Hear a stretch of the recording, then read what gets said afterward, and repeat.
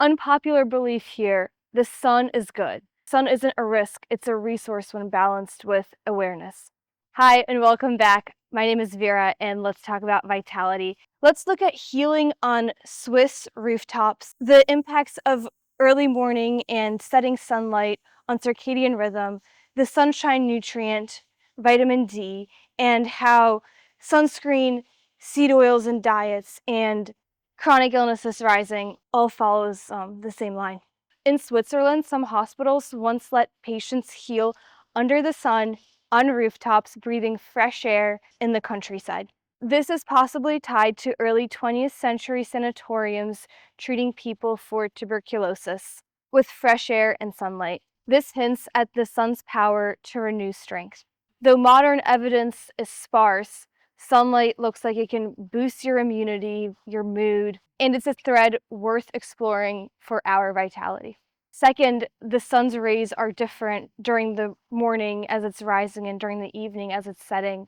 Because these times are rich in softer lights, deeper yellows, reds, they tune our circadian rhythm, our body's natural clock that governs sleep, mood, and energy.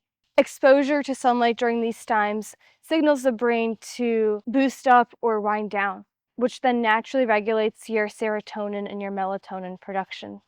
I've noticed better days after a sunrise walk and better night's rest after seeing that sun go down.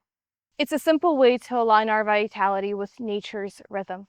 Waking up with the sun and going to bed with the sun could be something that we strive for. And it's something that we can appreciate and feel good about when we have the opportunity to be able to watch the sunrise or take a moment to see the sunset as you take a stroll after dinner. Into number 3, one of the clearest gifts that our sun has given us is vitamin D, which is created and left on our skin for our body to absorb after exposure to sunlight. Vitamin D, the sunshine nutrient, supports strong bones, increases your immunity, and may even reduce inflammation systemically, which I definitely feel like is true, especially if you sit in the sun and just 10 to 30 minutes of midday sun on bare skin, depending on your skin tone and your location.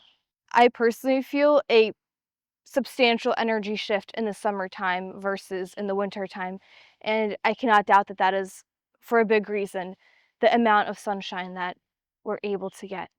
And let this be your reminder to try and feel the sun on your skin every single day, whether it's the middle of winter and even on cloudy days, 70% of the sunlight comes in. If it's the summertime and it's brutally hot, you can enjoy the walk between your car and trying to get into the AC building. Hey, enjoy it instead. You're getting a little bit of sun. Great. Feel better. That way you can counteract the AC and the less than subpar air quality usually found in indoor spaces. Here's where it gets interesting. Skin cancer rates have climbed as vegetable oils, soybean oils, corn oils, these high inflammatory, high in omega-6 fatty acid oils have been implemented into most processed food, junk food that we'll find in stores today. When the first ingredient is modified flour, the second ingredient is sugar, and the third ingredient is soybean oil, or in some variation that is the starting lineup, the side effects are brutal. And when sugar is replaced by high fructose corn syrup, that just does havoc on the body. Skin cancer rates have climbed as seed oils have been implemented into pre-made food and restaurant cooking. Plus, sunscreen use is heavily promoted. Some wonder if the rise may stem not from sun exposure, but from seed oils that are causing inflammation. In sunscreen, blocking vitamin D while exposing our skin, which is our largest organ, to chemicals under UV light. The narrative is pushing that sunscreen is a shield, shielding us from the sun is dangerous, yet cancer, obesity, diabetes, autoimmune, mental health complications are all on a rise. Can other factors be at play here? Something to ponder as we seek vitality without blind trust. My journey and your invitation. A few minutes of sunlight in the morning or an evening stroll after dinner have elevated my mood and my energy, countering the drainage of desk-bound fatigue as the decades stack up. Remember, the sun isn't a risk, it's a resource when balanced with awareness. Down below, share your favorite sun moment or your favorite vitality tip, what's been working for you. And let's grow our vitality tree, which is our vitality philosophy. I have an entire video dedicated to this. I can link it somewhere if you're interested in hearing it.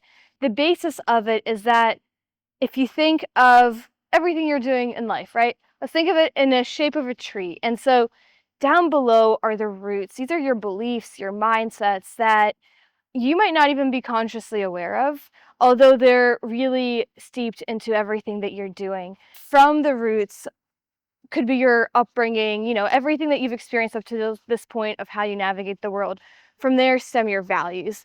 Your values, you try to get those as concise as possible, and you kind of see that everything in your life is revolving around the values, the trunk. From the trunk stem your big branches. This is what's taking up a big majority of time for you right now. From the big branches are all the actions that need to be taken to see the result and the progress that you're going after.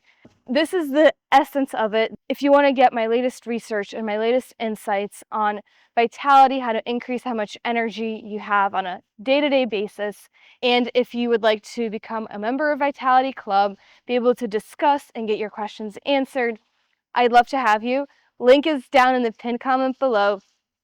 Thanks so much for watching, and looking forward to seeing you in the next video.